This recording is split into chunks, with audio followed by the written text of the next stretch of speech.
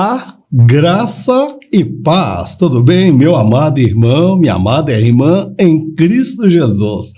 Fala a verdade, você achou que eu não iria postar esta videoaula da lição de número 1? Você achou que eu pensei que teria muito poucas pessoas ou quase ninguém presente na sala de aula e eu não estaria enviando material? Pensou errado, o material está pronto para a glória de Deus. A primeira lição desse trimestre de 2023 foi uma batalha, viu, irmãos?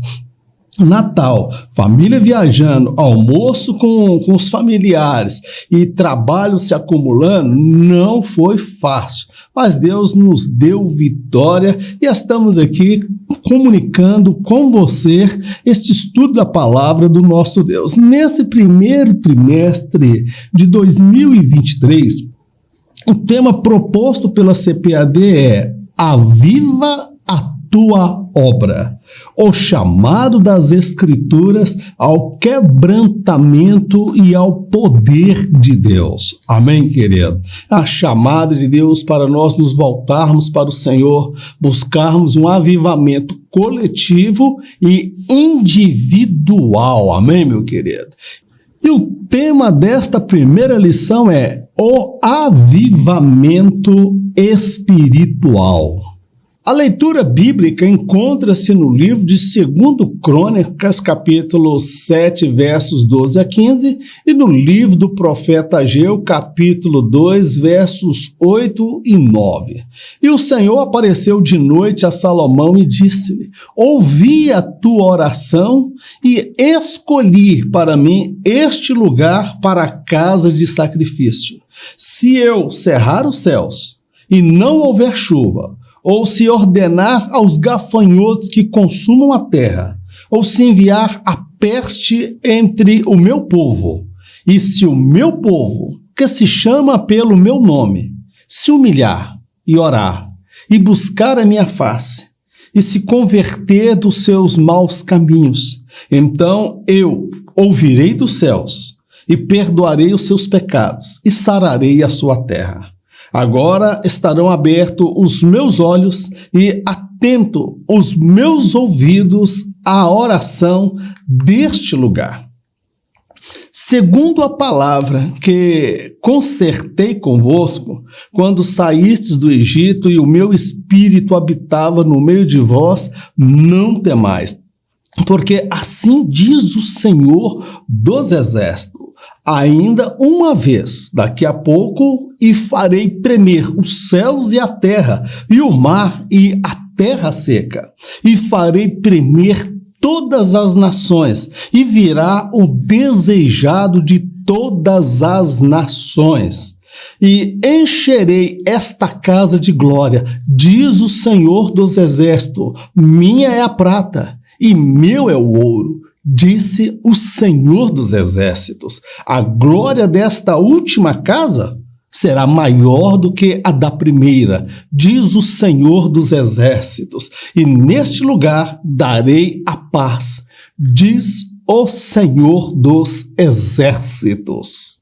Nessa primeira lição do ano, meu amado, o que nós compreendemos? Que tudo nos mostra que Cristo já volta.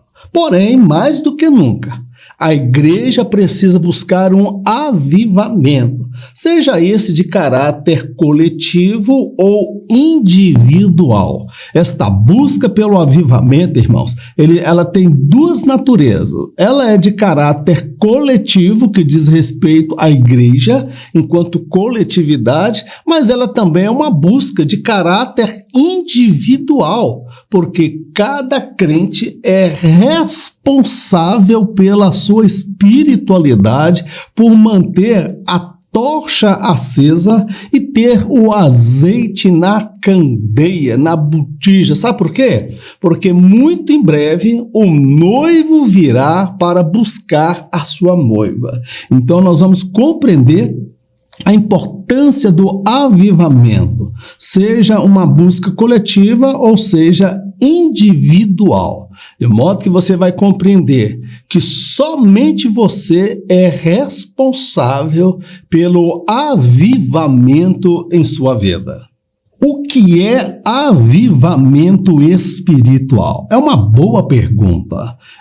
No meio pentecostal, existem alguns paradigmas, algumas crenças que avivamento seria falar em línguas, entregar profecia, revelação, ser vaso usado nas mãos de Deus, ser monte daqueles de oração, canela de fogo. Mas nós vamos compreender que o avivamento é muito mais do que manifestações dos dons espirituais. Avivamento é qualidade de vida no casamento, na vida financeira, ou seja, o avivamento ele vai englobar todas as áreas da vida da pessoa. Sobre isso que nós vamos falar neste tópico.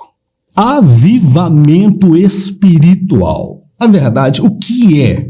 O avivamento espiritual, irmãos, é uma ação do Espírito que torna o crente ou salvo mais intenso, mais ativo e atuante no reino de Deus.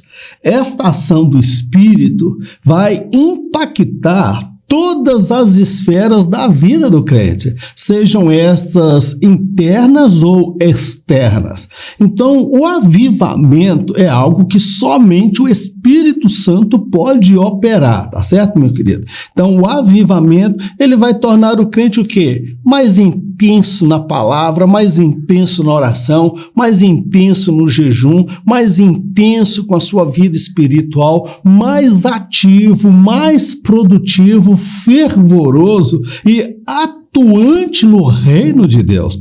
Então, e este avivamento, irmãos, não vai me habilitar somente para falar em línguas estranhas e ser atuante no reino de Deus, porque o reino de Deus começa o quê? No casamento, na criação dos filhos, na forma de lidar com as pessoas. Então, este avivamento, ele vai mexer o quê? Nas estruturas internas e externas, vai englobar todas as relações sociais dessa pessoa, seja no trabalho, seja no casamento, na criação dos filhos, na relação dele para com a igreja, ou seja, ele vai tornar esse crente mais intenso, mais fervoroso, mais ativo e atuante na obra de Deus. E não se limita somente à questão de dons e manifestações espirituais. A pessoa, ele passa a ser produtivo e mais intenso e ativo em tudo que Deus coloca na sua mão. Amém, querido? Você quer esse avivamento também?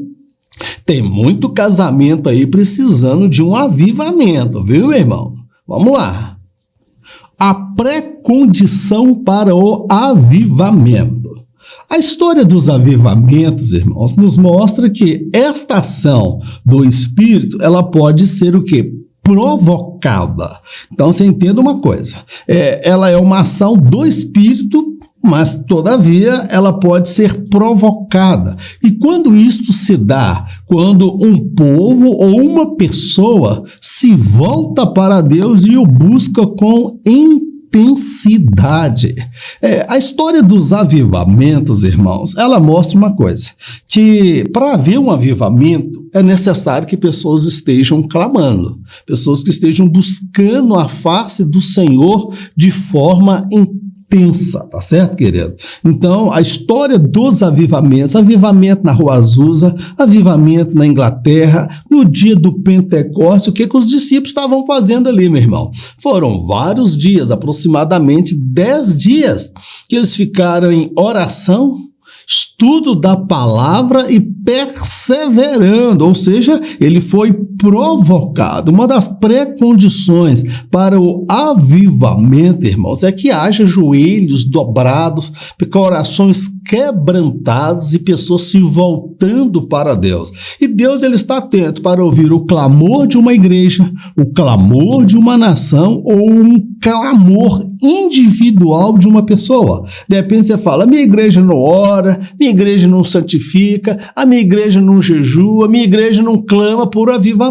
Tudo bem. E você, que faz parte desta igreja, você está buscando a Deus pelo seu avivamento e o avivamento da obra de Deus? Meu irmão, talvez eu não vá conseguir ver um avivamento na obra de Deus a partir das minhas orações. Mas uma coisa, irmãos, eu não posso falhar. É na busca do avivamento pessoal, tá bom, meu amado? As condições para o avivamento espiritual. Nesse tópico nós vamos destacar aqui, meus amados, pelo menos 5 pontos fundamentais para que o avivamento ele possa ocorrer. O texto que nós lemos, o Senhor fala: e se o meu povo que se chama pelo meu nome se humilhar, se arrepender e buscar a minha face e se arrepender dos seus maus caminhos, então eu virei do céu, perdoarei os seus pecados e sararei a sua terra. Esta palavra foi dita dentro de um contexto, de uma possibilidade da ira de Deus ter se aplacado sobre o povo de Israel, e Deus aponta para eles: vocês andaram um longo caminho para se distanciar de mim, e vocês vão ter que trilhar o mesmo caminho para retornar até a mim. Então nós vamos ver as condições estabelecidas por Deus quanto à restauração e o avivamento. Uma crise. As muitas crises podem ser o ponto de partida para uma reviravolta. Elias, por exemplo, surgiu em meio a uma das maiores crises morais e espirituais em Israel.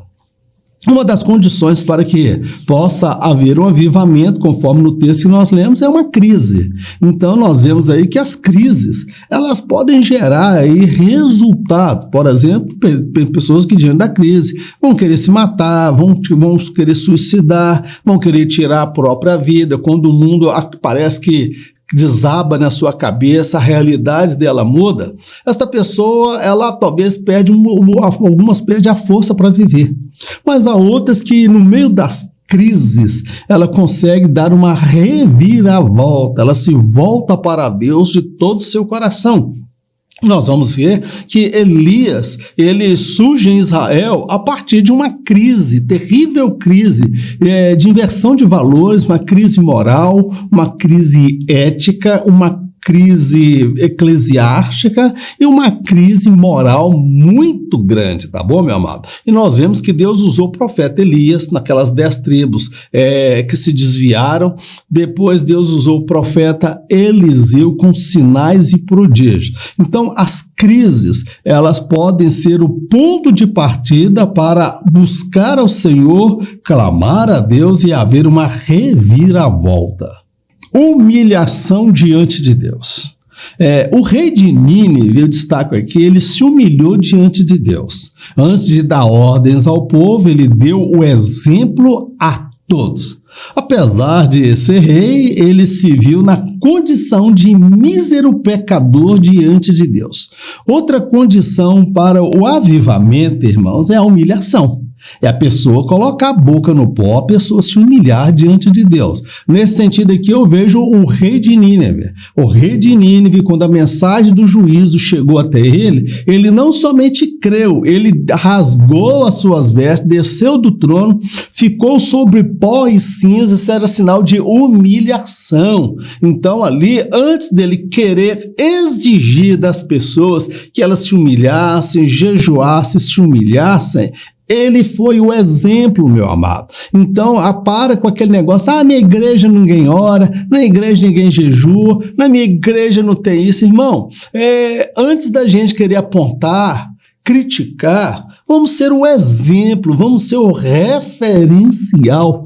Muito embora ele fosse rei, aquele rei de Nínive, ele fosse rei, ele se viu na condição de mísero pecador diante de Deus. A gente não pode chegar diante de Deus, irmão, achando que é a última bolacha do pacote, que é o dono da razão. A gente tem que se humilhar diante de Deus, como foi o caso do rei de Nínive. Se humilhou e toda a nação seguiu o seu exemplo. Outra condição: orar e buscar a face do Senhor. Os apóstolos que aguardavam o dia do Pentecostes, meus amados, eles perseveraram em buscar a face do Senhor. Foram vários dias em constante oração.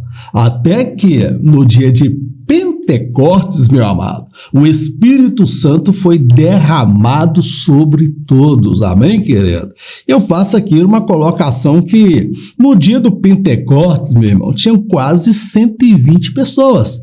Mas quando Jesus ele foi assunto ao céu, meu querido, lá em Coríntios, Paulo vai dizer que haviam quase 500 pessoas testemunhas oculares de que ele foi elevado até o céu. Porém, 10 dias depois da partida de Jesus, ele se deparou com o quê, meu irmão? Somente um grupo de quase 120 pessoas perseveraram na oração e outros 380 mais ou menos desanimaram no meio do caminho. Então, o que eu destaco aqui, que no dia do Pentecostes, para vir aquele avivamento, Jesus disse: ficai do alto até que vocês sejam revestidos de poder. Eles estavam aguardando o quê? A promessa do Pai de enviar o Espírito Santo. E no dia do Pentecostes, eles não sabiam quando se daria, o Espírito Santo veio e batizou todos que estavam ali e todos foram cheios do Espírito Santo. Não é somente orar, meu amado, é preciso haver o quê? Continuidade, perseverança em buscar a presença de Deus. Conversão sincera dos pecados. Meu amado, avivamento não se fundamenta na meritocracia. Ninguém busca avivamento porque merece. Mas o avivamento ele está fundamentado, meu irmão, na graça de Deus em perdoar, renovar e avivar aquele que o busca de todo o coração. Por esta razão, a religiosidade deve ser deixada de lado e o crente venha a se despir por completo diante de Deus. Um dos grandes empecilhos para o avivamento, irmãos, às vezes a pessoa achar porque ele é crente, ele é da Assembleia de Deus, ele canta no coral, seja lá, ele é professor, ele vai merecer o dom de Deus, ser batizado no Espírito Santo. Meu irmão, isso é tudo fruto da graça. Então tem que haver o quê? Convicção de pecado. Convicção de que nós somos falhos, somos pecadores. Nós precisamos conversar, dizer: olha Deus, aqui ninguém ora, ninguém jejua, ninguém consagra, mas olha para mim, eu estou orando, estou jejuando. Não, meu irmão, as coisas não funcionam assim. E Deus fala: se arrepender dos seus maus caminhos, então eu ouvirei do céu. Então, uma das condições do avivamento, irmãos, é a convicção de pecado. É a convicção de que você e que nós somos totalmente carentes da misericórdia de Deus e da graça de Deus. Porque Deus ele tem prazer em perdoar, renovar, vivificar, santificar e transformar o homem, meu querido. Então, quando nós buscarmos a Deus, temos que deixar de lado aquela questão da religiosidade, porque a gente tem que se despir dos nossos cargos, dos nossos títulos, da posição que nós exercemos perante o rebanho de Deus, porque somos todos pecadores. Um caminho preparado. A conversão é o ato de seguir na direção oposta. Ou seja, alguém que estava indo daqui para lá e depois ele se converte, ele volta, pega o caminho oposto. Então, é trilhar um caminho proposto pelo Senhor. Avivamento, irmãos, é muito mais do que emoção. Avivamento é razão, é seguir os passos que conduzirão às mudanças reais. Observa ali no livro de Crônicas que Deus propõe para Israel um caminho. Qual era o caminho, irmãos? Se o meu povo, que se chama pelo meu nome, se humilhar, orar e me buscar, e se arrepender dos seus maus caminhos. Olha Deus apontando os caminhos, irmão. O meu povo, não está falando de pessoas qualquer, pessoas que conhecem a Deus. Se humilhar, orar e me buscar, e se arrepender dos seus maus caminhos. Ou seja, se a pessoa cumprir todo esse protocolo, essas exigências, essas condições da palavra de Deus, por isso que está aí, é um caminho preparado por Deus. Porque, meu amado, Deus não tem prazer em matar.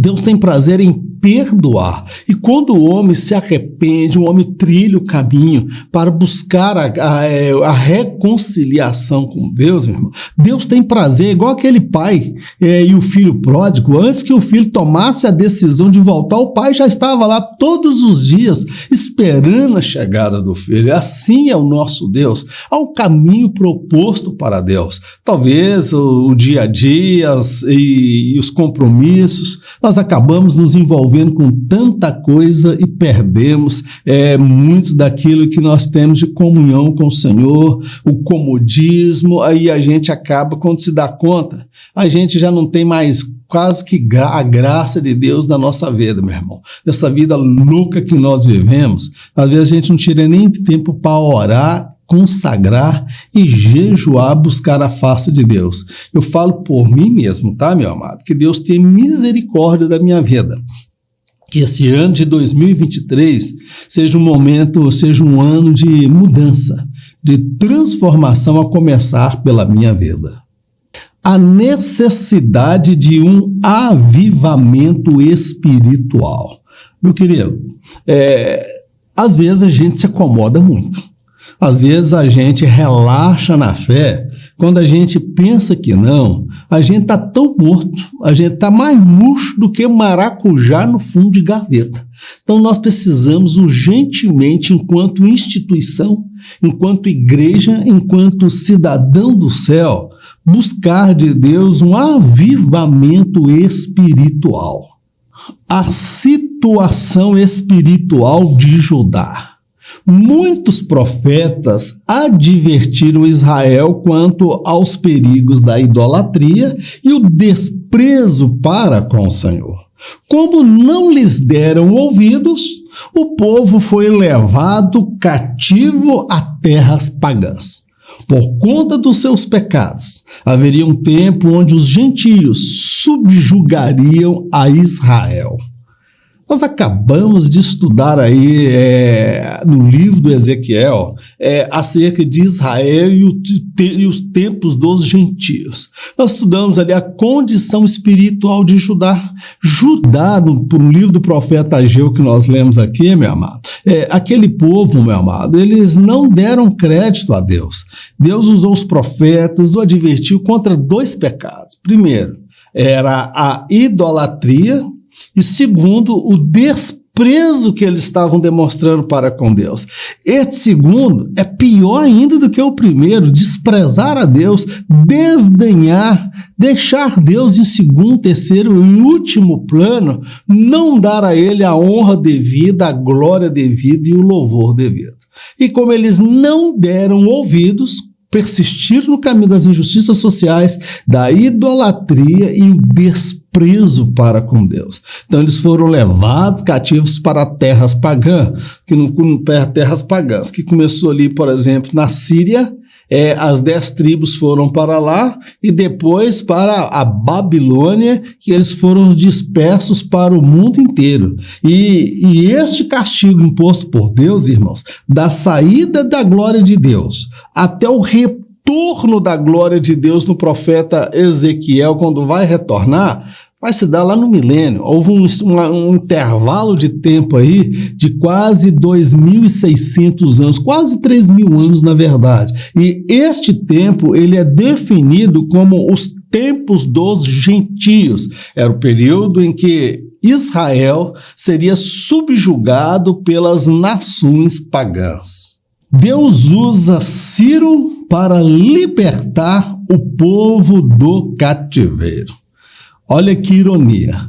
Enquanto muitos reis em Israel resistiram a Deus, aprove a ele, a Deus, usar um rei pagão que sequer o conhecia, mas lhe obedecia. Olha que coisa interessante.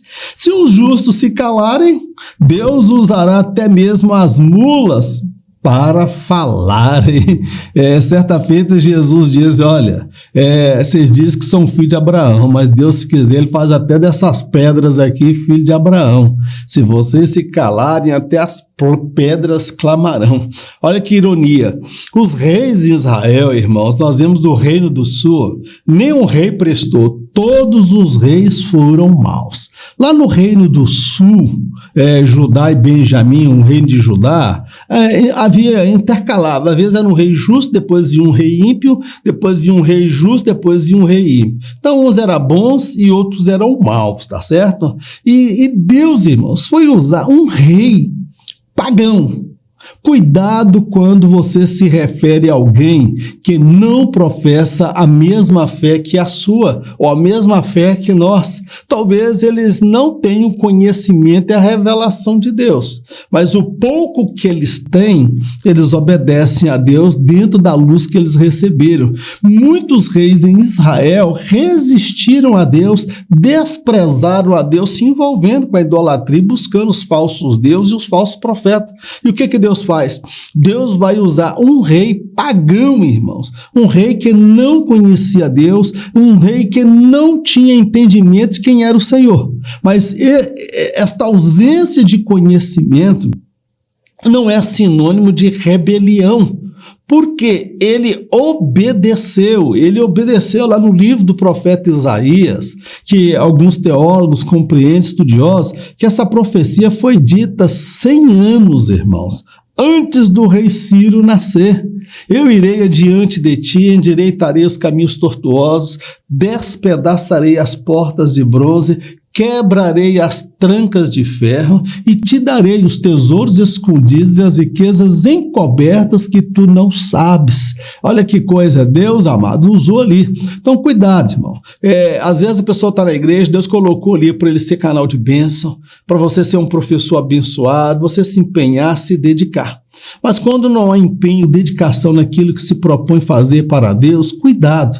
Deus nunca vai ficar de pé e mãos atadas. Quando Ele quer, meu irmão, quando os crentes não querem, quando os crentes não dão lugar, Deus usa até um ímpio, Deus usa até um descrente. Se nós não falarmos, meu irmão, Deus é poderoso para usar uma mula, como foi o caso de Balaão. A mula conversou com Balaão, mas o que mais me admira é Balaão conversar com a mula. Uma coisa é a mula, falar pelo poder de Deus, mas ele conversou com a mula como se fosse uma coisa normal. Ou seja, quando nós não fazemos a vontade de Deus, irmãos, Deus vai nos confrontar com as coisas mais improváveis, com aqueles que não são, para confundir aqueles que acham que são alguma coisa. A necessidade de um avivamento espiritual. Eu faço aqui uma analogia, uma colocação sobre a realidade da igreja de Filadélfia e a igreja de Laodiceia. A igreja de Filadélfia era aquela igreja que não apresentou nenhum defeito, só foi elogio. E a igreja de Laodiceia não apresentou nenhuma qualidade, foram somente advertências da parte do Senhor. Então, as igrejas de Filadélfia e Laodiceia, elas coexistem, ou seja, uma tipifica o crente avivado e a outra o crente conformado. Uma tem o seu tesouro no céu, a outra o tem neste mundo. Uma é extremamente zelosa e a outra totalmente mundana. Uma vai morar no céu e a outra não. Então nós compreendemos que nos nossos dias, irmãos, a coexistência da igreja de Laodiceia, a igreja mundana, a igreja que conseguiu a façanha de deixar o próprio Salvador do lado de fora. O cristianismo tem em Cristo o seu alicerce, ele é a razão, o centro de tudo na fé cristã, do louvor, da adoração e a motivação. Mas a igreja de Laodiceia, Jesus ficou do lado de fora, batendo na porta e querendo entrar. Era a igreja rica, abastada, próspera, porém era uma igreja vazia, não tinha nada de Deus ali dentro. O próprio Senhor Jesus ficou do lado de fora. Já a igreja de Filadélfia era uma igreja que não tinha o poder econômico da igreja de Laodiceia. E Deus Senhor Jesus só tece elogio conheço que ainda tendo pouca força não negaste o meu nome. Então, meu amado, nós sempre vamos encontrar crente Laodiceia e crente Filadélfia. Eles sempre vão coexistir, é o trigo e o joio.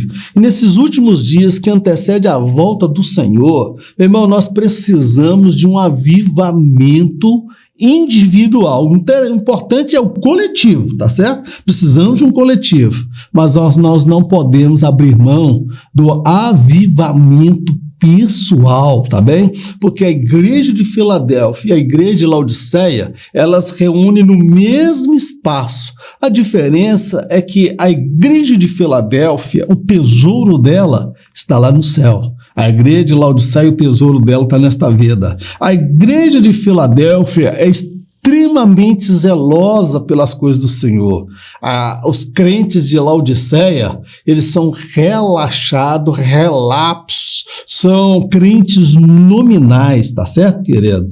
A igreja de Filadélfia, ela é aquele crente que vai subir ao toque da trombeta do arrebatamento. E a igreja de Laodiceia, ela não subirá. Então, meu amado, nós precisamos mais do que nunca. É o que a Bíblia fala: aquele que é santo, santifique-se mais ainda.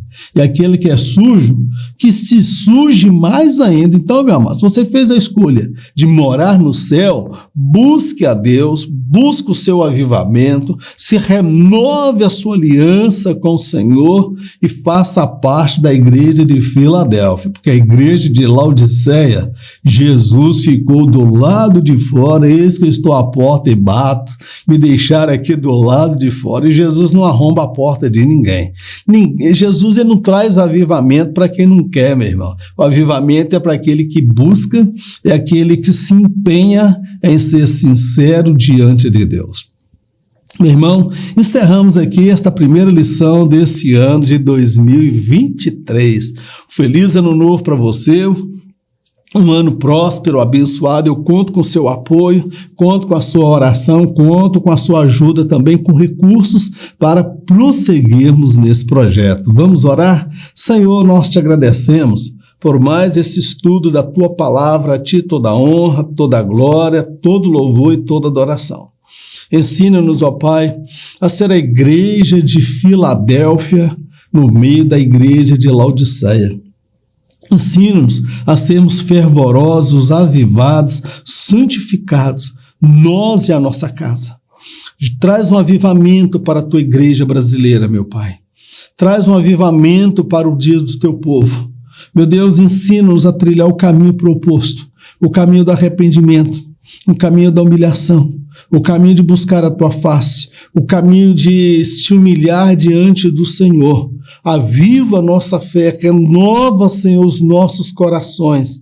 Dá-nos, ó Pai, a tua bênção. Pai, nós te agradecemos por tudo, no nome do Senhor Jesus. Amém. Glórias a Deus. Meu irmão, que alegria de estarmos juntos aí nesse primeiro trimestre de 2023. Deus abençoe a sua vida. Que o grande amor de Deus, a graça do nosso Senhor e Salvador Jesus Cristo e as doces consolações do Espírito Santo de Deus seja com todo o povo de Deus, não somente hoje, mas para todo sempre, em nome de Jesus. Amém. Caso de arrebatamento, não estaria aqui não, tá, meu querido? Em cada arrebatamento, encontro com você por sobre as nuvens. Fique na paz, Deus te abençoe, no nome de Jesus.